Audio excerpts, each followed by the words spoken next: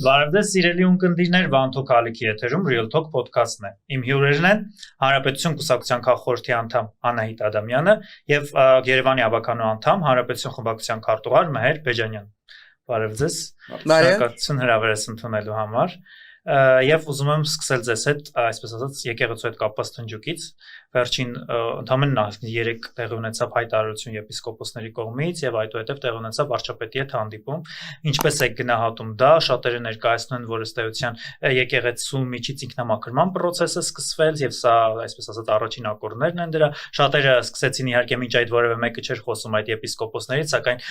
ընդդիմադիր շրջանակները սկսել են նրանց անցյալից խոսել, այսպես ասած, ունեցվածքներից, բարոյականությունից են սկսել, մինչ այդ ասում են, որ չի կարելի առհասարակ քննարկել հոգևորականների բարոյականությունը, նրանց անցած ուղին, սակայն ինչպես է գնահատում այս process-ները, հնարավոր է, որ այսպես ասած այս ճեղքումը, շատերն են մեկնաբանեցին, որ սա ֆարս է, ինչ որ տեղի է ունենում, այսինքն ուղղակի կաթողիկոսը պատրաստում է հրաժարական տալ եւ իրեն ժառանգորդ է պատրաստում այս ձևերով ձեր մեկնաբանությունը, խնդրեմ։ Երբ սկսենք Տիկին Ադամյանից կարծում եմ։ Շնորհակալ եմ, գիտեք, շատ հաճելի ձևակերպում տվեցիք թնջուկ։ Կարծում եմ իրականում սա թնջուկ չի։ Իրականում սա պատմություն է, որ շատ հին արմատներ ունի, շատ հին արմատներ ունի։ Եվ այդքան հին արմատներ ունենալով հանդերձ, այս են պատմությունն է, որով մենք հիմա պիտի չզբաղվեինք, ոչ թե այս ծավալներով զբաղվենք, որովհետև այս պատմության մեջ մենք որևէ կենսական հարց չենք լուծելու, ով ինչ կարծիք է, չգիտեմ, հիմա տրենդում ընդհանրապես եկեղեցականներին, հայտնի եկեղեցականներին այ բանելն է, բայց ես երբեք տրենդի մեջ չեմ մտնում քաղաքական կամ այլ տրենդների, ես միշտ մնում եմ իմ տեսակետին։ Ես կարծում եմ, որ այս պատմությունը սկսվեց ճիշտ այն պահից, երբ հայ առաքելական եկեղեցու վերնախավը կաթողիկոսի գլխավորությամբ ներգրավվեց Հայաստանի Հանրապետության իբրև պետության եւ հայ առաքելական եկեղեցու իբրև ազգային եկեղեցու դեմ պայքարում։ Այս սկիզբը այդ կետն էր։ Համենայն դեպս վեհապարը 20-ից հետո չպետք է վարչապետի հրաժարական պահանջեր, ծանր վիճակում գտնվող երկրում, ծանր վիճակում գտնվող ժողովրդին համախմբման կոչ պետք է աներ։ Իսկ մենք գնացինք լրիվ հակառակ ճանապարհով եւ բնականաբար ձնագնդի էֆեկտով այսօր արդեն հասել ենք այս անգուցակետին, երբ հայ առաքելական եկեղեցու տարբեր թեմերից այնպիսի տեսակետներ են հնչում, էլ մարդասպան, էլ հանցագործ, էլ չգիտեմ ինչ, աստծո սիրուն, ուր էիք առաջ։ Բայց նոր է հիշել Փաշինյանը իլերում ձեր ասացի Տիկին Ադամյան ջան, որովհետև 2021 թվականին իրեն ես հիշում եմ պարլամենտում այդ հարցը տվեցին եւ նա ի պատասխան դրան ասաց, որ երկու վեհապար հայրապետները արամ կաթողիկոսները ընդհանրապես արտահայտել են իրենց կարծիքը, այսինքն կարծիք արտահայտելու այդքան դատապարտելի է ինչ է։ Դա կարծիք արտահայտել չէր։ Դա համենայն դեպս վեհապարի շուրթերից բացարձակապես կարծիք չէր, գիտեք, այ մենք այստեղ երեքով նստած կարող ենք կարծիք արտահայտել, բայց հավատացյալները հանգիստ կարող են մեզ չհետևել, հավատացյալները չեն կարող իրենց հոգևոր հովվի խոսքին չհետևել, այդ դա դարձնում է ոչ կարծիք, դա դարձնում է կոչ։ Ամեն դեպս դետալների մեջ ենք խորանում, բայց մեկ բառով եթե ամփոփենք ինչ տեղի ունեցավ, եկեղեցին քաղաքականանում է, չի կարելի, որպեսզի եկեղեցին մտի քաղաքականություն։ Այսքանով ամեն ինչ ասված է, այսքանով ամեն ինչ ամփոփված է։ Հիմա եթե դետալների մեջ թե ով ինչ ասեց, ով որ փուլում ասեց, նախարցակ ով եղավ, շատ կներեք, բայց դա երկրորդական է։ Ու այսօր կողքից մենք ինչքան ավելի շատ այս բենզինի վրա կարակիվա բենզին ենք լցնում, մենք դրանով ոչ մեկիս օգուտ չենք տալի։ Համ մեզ ենք մնացում, համ պետության, համ եկեղեցուն, համ նույն կաթողիկոսին, համ նույն վարչապետին։ Այս կներեք, բայց եկեք վերանանքել դրանից։ Այնուամենայնիվ, ինչքան էլ նրանք հոգևորականներ են, նաև քաղաքացի են Հայաստանի Հանրապետության։ Իրավունք ունեն կարծիք հայտնելու, ես դա եմ ուզում հասկանալ։ Ինչքան էլ որ ասենք կարծիք չէ եւ այո, պահանջում են հրաժարական, բայց երկրում տեղի են ունեցում process-ներ, հա, գործընթացներ են տեղի ունենում եւ դրանց վերաբերյալ մեկնաբանություններ եւ ժողովուրդն էլ պահանջում է։ Հիմա այլ հարց է, որ կարող եք ասել 2008 թվականին ինչու կարծիք չէին հայտնում, դրանից առաջ 2003-ին, 2004-ի ապրիլ 12-ին ես միարժեք համամիտ եմ ձեզ հետ։ Բայց հիմա երբ որ սկսել են ասել, այդպես պետք է պրեսինգի ենթարկել եւ թույլ չտալ, որ նրանք որևէ տեսակետի ցանկացած ոլորտ, ցանկացած գործունեություն իրենց ենթադրում է ինչ-որ սահմանափակում։ Չգիտեմ, բժիշկը, երբ որ իր մասնագիտական գիտելիքները օգտագործելով գործունեություն է ծավալում, ինքը ունի բժշկական գաղտնիք, գտնեմ իրավաբանական գաղտնիք, ամեն գործունեություն նույն կերպ մարդը եթե ընտրել այդ ճանապարհը իրենց ենթադրում է իր գաղտնիքները։ Հիմա շատ բան կարող եմ մտածել, նույն ցանկացած հոգևոր շատ գաղտնիքներ է տիրապետում։ Տաբուներ են պետք։ Տարբեր Պարզապես տեսակի տաբուներ են պետք։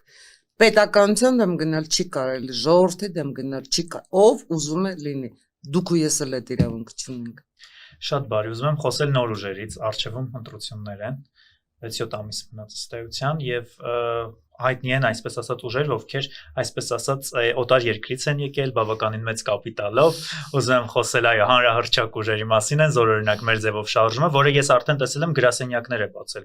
քաղաքի տարբեր անկյուններում, ամենայն դեպս Որը գրանցված չի իբրև կուսակցություն։ Կուսակցություն այո գրանցված չի, շարժումը ունի այնուամենայնիվ արդեն գրասենյակներ, եկեք հիշեցնենք, որ անգամ կուսակցությունների համար շատ դժվար է այդ գրասենյակների բացման process-ը, ֆինանսների հետ կարծ մարդկային ռեսուրսներ եւ այլն, բայց ըստ էության թափ է առնում, հա, ձեր ասած այդ գնդի էֆեկտով այս շարժումը եւ շատերը կանխատեսում որ 2026 թվականի ընտրությունները այդ տրամաբանության մեջ է լինելու սև սպիտակի եւ այս պարագային սևին մարմնավորելու է Սամվել Կարապետյանի մեր ձևով շարժումը կամ ուժը, չգիտեմ էլ ինչ ասեմ, ասածից դա կուսակցություն չէ դեռ, ինչպես եք վերաբերում նրանց հաջողությունը, ինչից է կախված արդյոք նրանց հաջողության գրավականը, այսպես ասած բարերարի այդ համբավն է Սամվել Կարապետյանը։ Սկսենք փաստից, որ ես եմ կարծում, որ այդ ուժը պետք է Հայաստանի Հանրապետության գործող օրենքներով գրանցվի իբրև կուսակցություն, որովհետև Հայաստանի Հանրապետության գործող օրենքները օտարերկրյա ծագում ունեցող կապիտալի պարագայում բոլոր իրավունքները ունեն չգրանցելու։ Իսկ որ այդ կապիտալը օտարերկրյա ծագում ունի, կարծում եմ մուտք չի, բոլորս տեսնում ենք։ Այստեղ արդեն ավարտվում է կանաչ վարունգի պատմությունը, բայց այդ կանաչ վարունգը իրենք փորձում են աճեցնել ու դարձնել դդմիկ,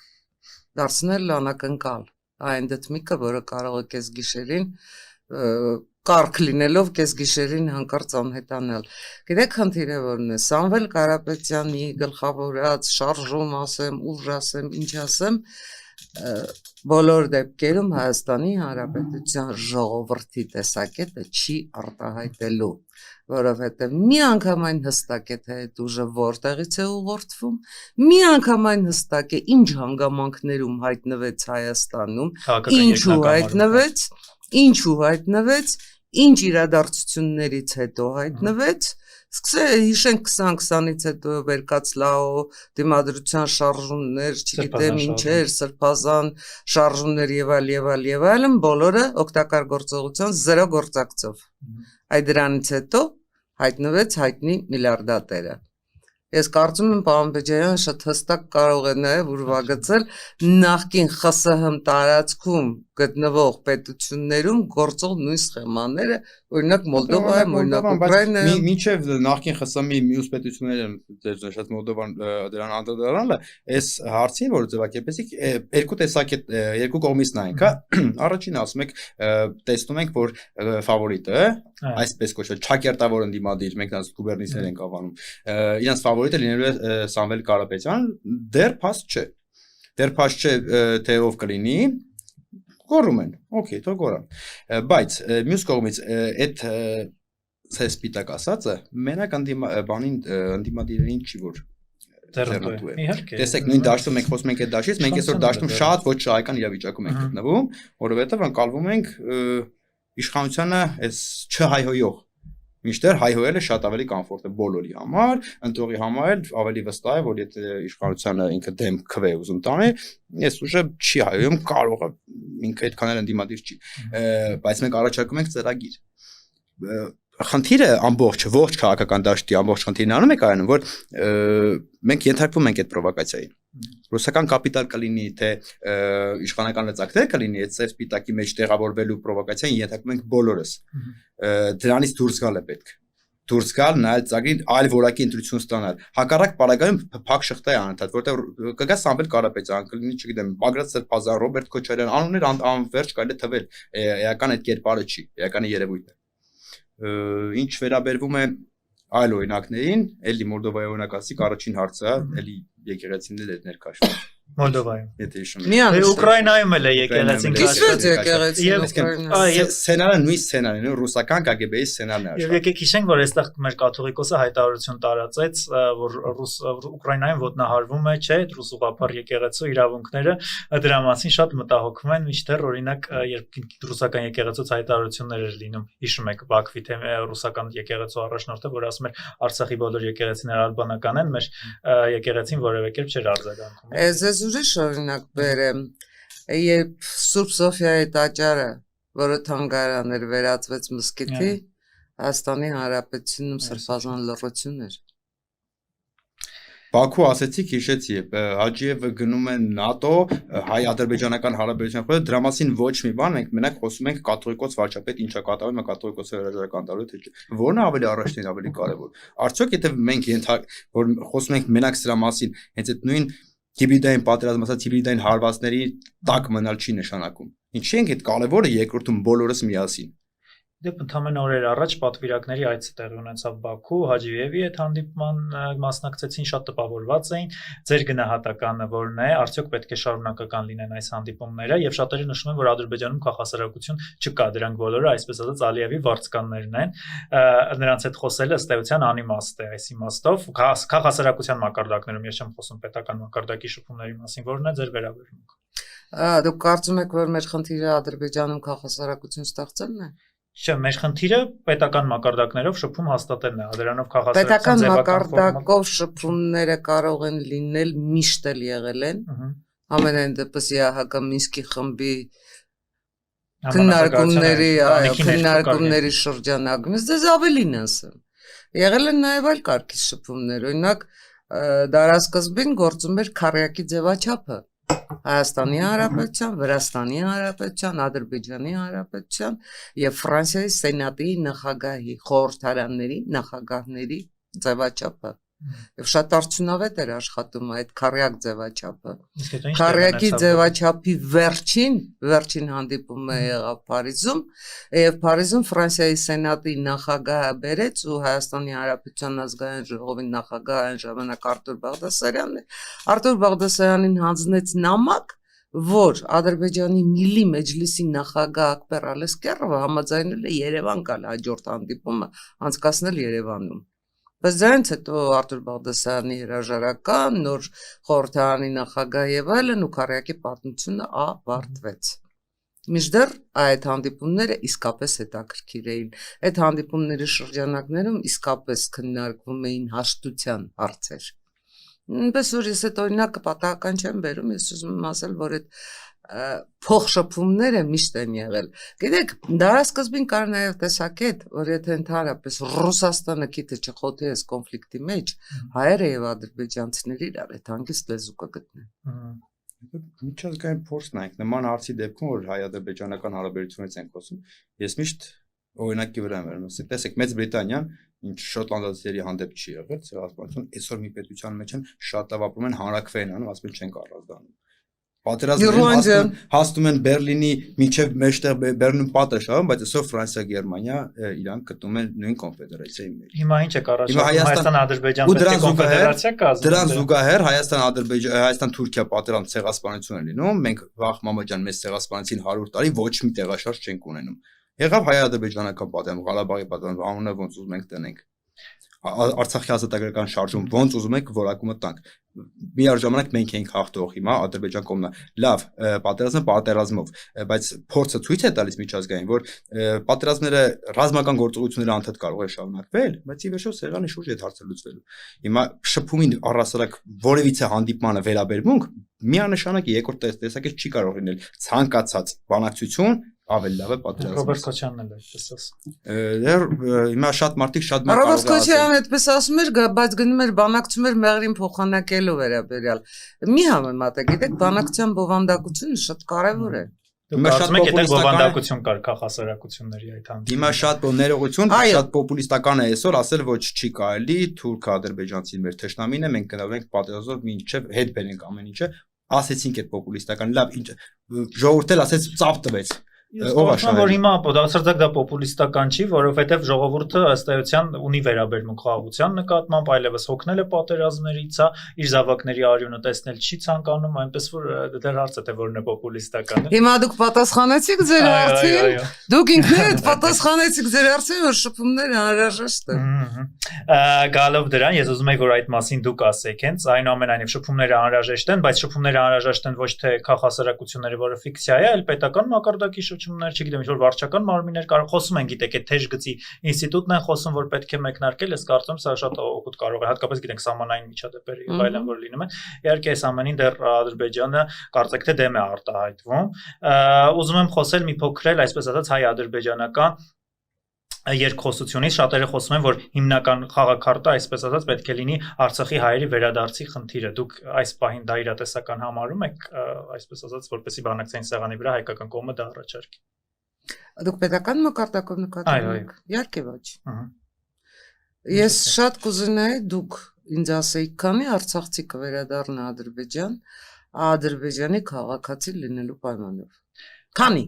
Թե ասում են, որ պետք է Ադրբեջանի բանակում ծառայելու պայմանով, ադրբեջաներենը դպրոցներում սովորելու պայմանով, քանի արցախցի կվերադառնա։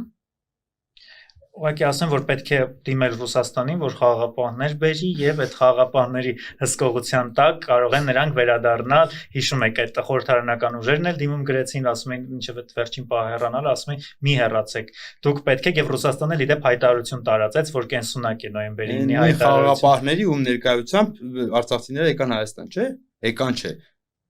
Այդ գալ չէր, այդ քշելը չէ։ Հա, այդ նույն խաղաղապահներին կանչենք, որ հետ գնանք։ Դու այդ ուղղակի եթե բաներ կա որ կարելի է խափել, այստեղ խափելու բան չկա, ասում եմ փոքր երեխա որ նոր սկսում է խոսել, այսպես པարզ ճշմարտություն արդեն իսկ པարզ երևում գոնե այս մի կտորով խափելը հնարավոր չի։ Դուք եք ռուս խաղաղապահների վերադարձ Արցախ անիրատեսականանում։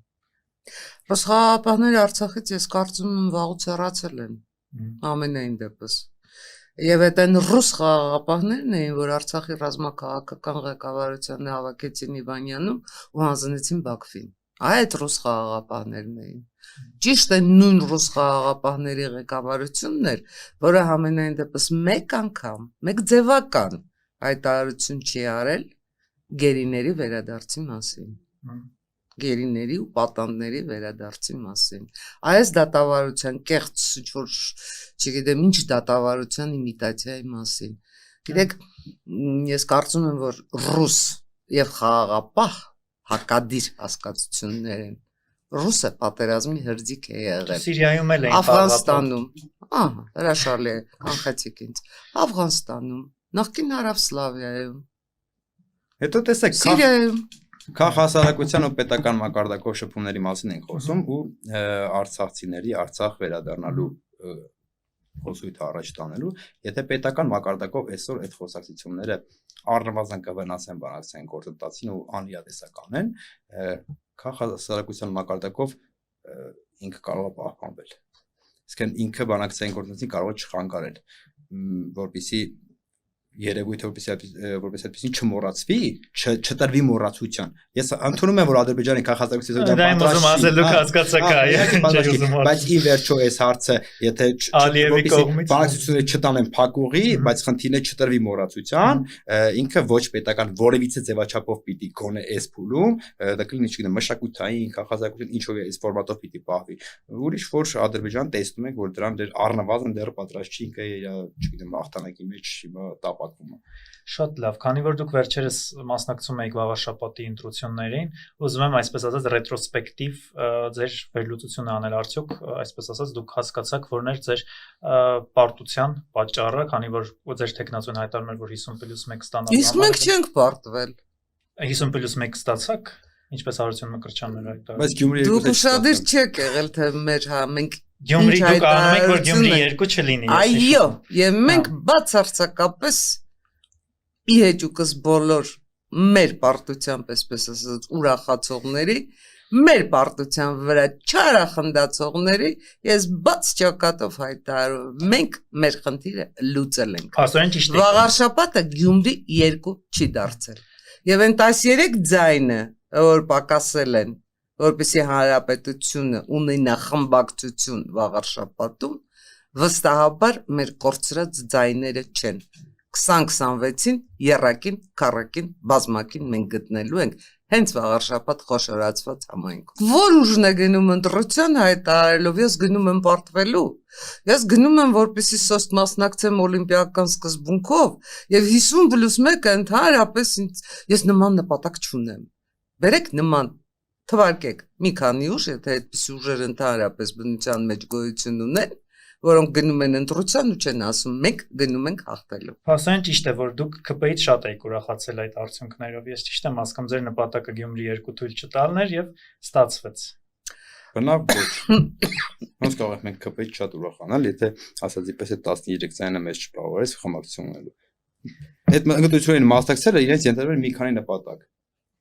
Առաջի բուն ամենակարևոր նպատակը Գյումրի 2 թույլ չտալն էր։ Երկրորդը իհարկե ունենալ խմբակցություն։ Ինչքան մեծ, այնքան լավ։ Կունենանք քաղաքապետ շատ ավելի լավ։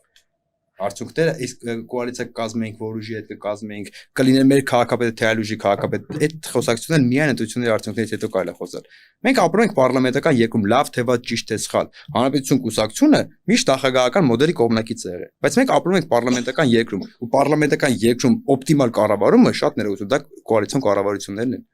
Հիմա թե որ ուժերի այդ կոալիցիան որ ուժերը կկազմեն, դա հնարավոր է մտածել, ենթադրել, քննարկել։ Ուժեն ռուսական եք անվանում, այդ մնաց, այսինքն մնում եք չեն անվանում, իրենք էին ռուսական։ Դուք եք անվանում մնացած ուժերին, կոնկրետ մասովապես վաղաշաբաթ խոշորացած համայնքում մասնակից մյուս 6 ուժերը։ Պարզ չէ, սնուսման Դուք ինչպես եք անվանում։ Ես կլռեմ։ Իմ հուդին ցույց է տալիս, ինչ ասեմ անվանում մնացած ուժերին։ Ուզում եմ մի փոքր էլ այսպես ասած խոսել ձեր անելիքների մասով 26 թվականի ընտրությունների մասով A5 էր կարծեմ կոչվում, հա, ձեր ծրագիրը, եթե ինչքանով եմ հիշում։ Այո, պոտենցիալ ընտրող ունեք այսպես ասած, ուզում եմ մի փոքր ներկայացնեք ինչի վրա։ Ես ուզում եմ դուք միշտ խոսում եք տնտեսությունից, ես ուզում եմ հատկապես տնտեսական ասպեկտի վրա մենք կենտրոնանանք, որովհետև հայ ժողովրդին ի վերջո հետաքրքրում է սոցիալական խնդիրները, սոցիալական հարցերը ինչպես են լուծվելու, միշտ խոսում եք նաև հանքերի, հա, շահագործման մասին, լոգիստիկ, այդպես ասած, ճանապարհների բացման եւ այլն, խնդրեմ ներկայացրեք։ Շատ բազմակողմանի հարց տվեցիք, բայց ես շատ ստոր սովորություն ունեմ, ես ուզում եմ պատասխանեմ այն հարցին, որը ինձ չի տրվել։ Ես ուզում եմ խոսել մթնոլորտի մասին։ Նախ, հետո ձեր հարցերին կպատասխանենք, կարծում եմ երկուսով։ Մենք ինչ մթնոլորտում ենք հիմա ապրում։ Այս հանդուրժողական մթնոլորտ է, տոլերանտության մթնոլորտ է, սիրեցեք զմիմյանս, ինչի ենք մենք իրար ուտում, մեղմ ասած։ Ես կարծում եմ, որ 2026-ին այս մթնոլորտով չի կարելի գնալ, չի կարելի դնել այդ ավանդական սև, սպիտակ եւ սև սպիտակի բախումի մեջ կամ ձայներ փոշիացնել, կամ ձայներ կորցնել, կամ ունենալ տանը նստած ու ընտրության չգնացող ընտրող։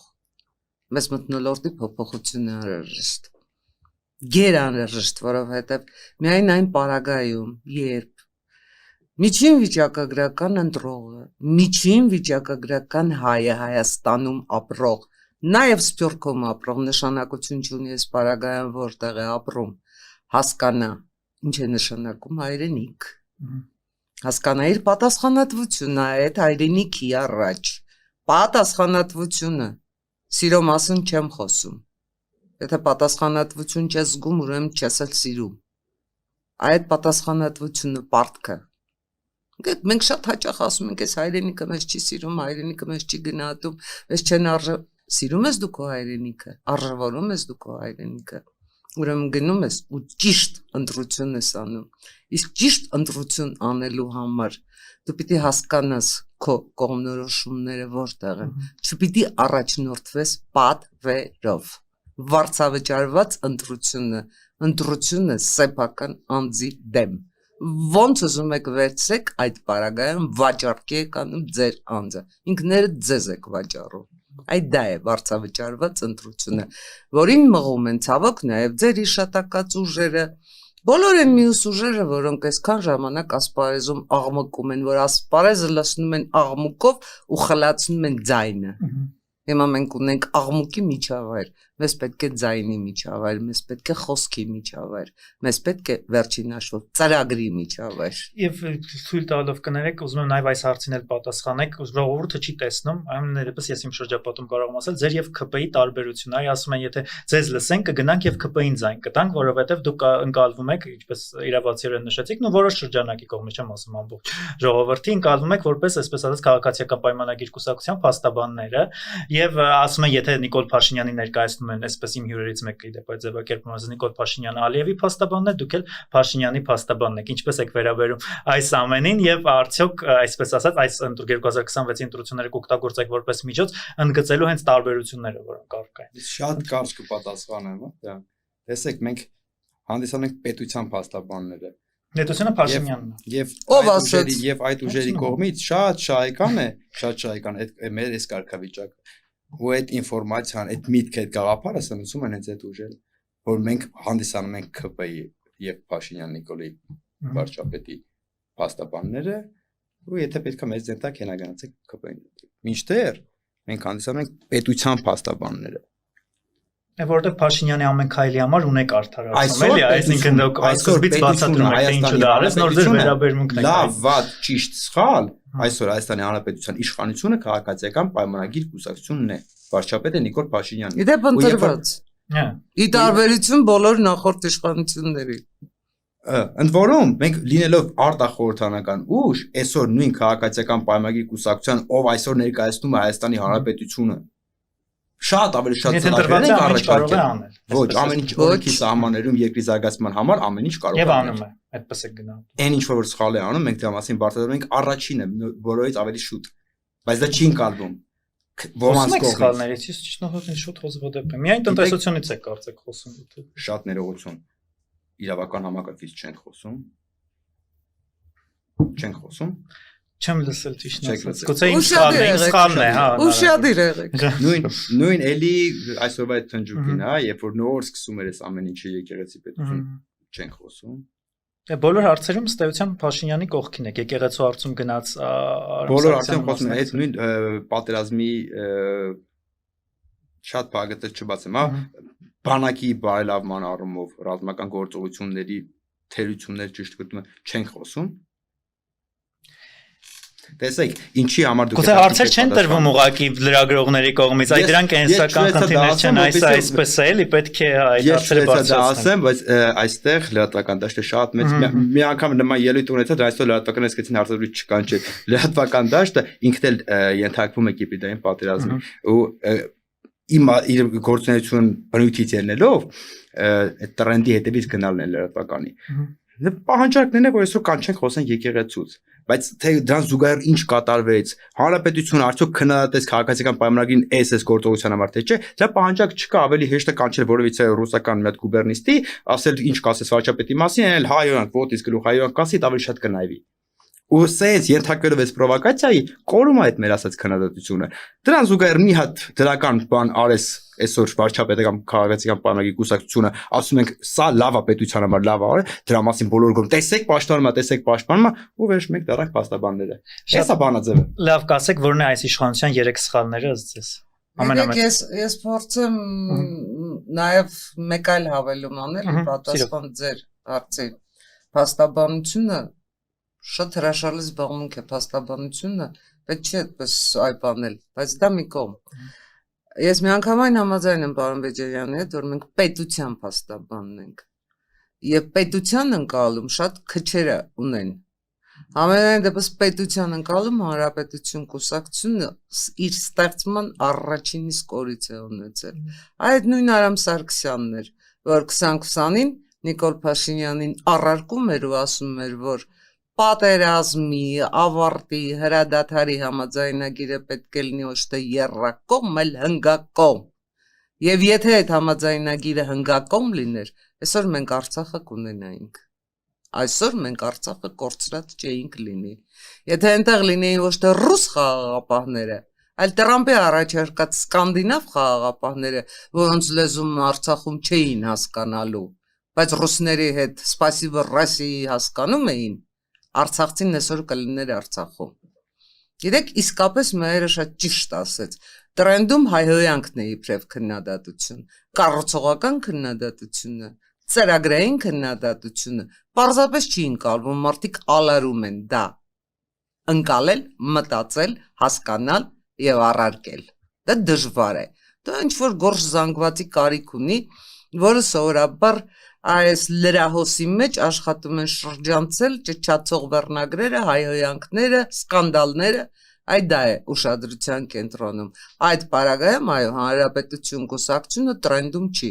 որովհետև հանրապետություն կուսակցությունը վաղուց արդեն այնքան կապիտալ ունի քաղաքական, պատմություն ունի այնպիսի ու այնպիսի կադրեր ունի, մեծ տրենդներ պետք չեն, մենք ենք տրենդը, ու մենք ենք տրենդ սահմանում։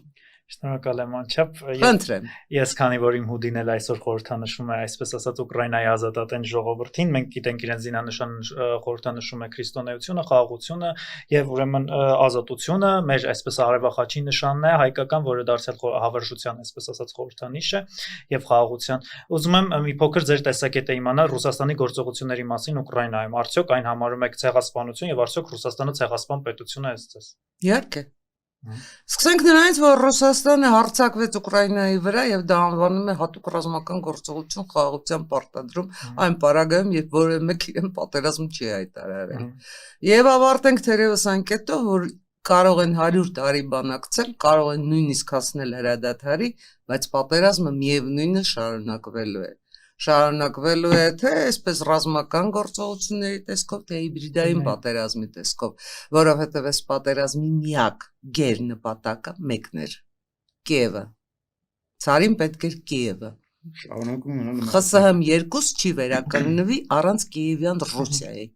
Չի վերականգնվի։ Իսկ իր նպատակը, Պուտինի նպատակը Ուկրաինայում սեփական Յանուկովիչ 2 ունենալն է։ Անկամ ցեղասպանության գնով։ Այսինքն թքած ունի Պուտինը, այդ մարդու իրավունքներ, չգիտեմ, Պուտինը թքած ունի սեփական ժողովրդի վրա, ինչի մասին է Արցախում այդ նույն բռի տեղահանման գնով կգնա այդ ուղղությամբ եւ կանվանի հակահաբեկչական գործողություն հիշում ենք Ռուսաստանը։ Մենակ հարցին պատասխան կհավենեմ, որ մեր դիրքորոշումը պատերազմի առաջին իսկ օրվանից մենք հայտնել ենք, որ սա ռուսական ագրեսիա է ու եւ դեռ սպասում ենք, որ սա 3 օրից պետք է օպերացիա, ինչպես հատուկ օպերացիան ավարտվի։ Եվ վերջին հարցը իմ երկու հյուրերին էլ ուղղված է, որն է ձեզ համար բացարձակ եւ գերագույն արժեք։ Ինձ համար սերը։ Ինձ համար եւ անկախությունը։ Անչափ շնորհակալ եմ։ Իմ հյուրերն են Անահիտ Ադամյանը եւ Մհեր Բեջանյանը։ Կհանդիպենք։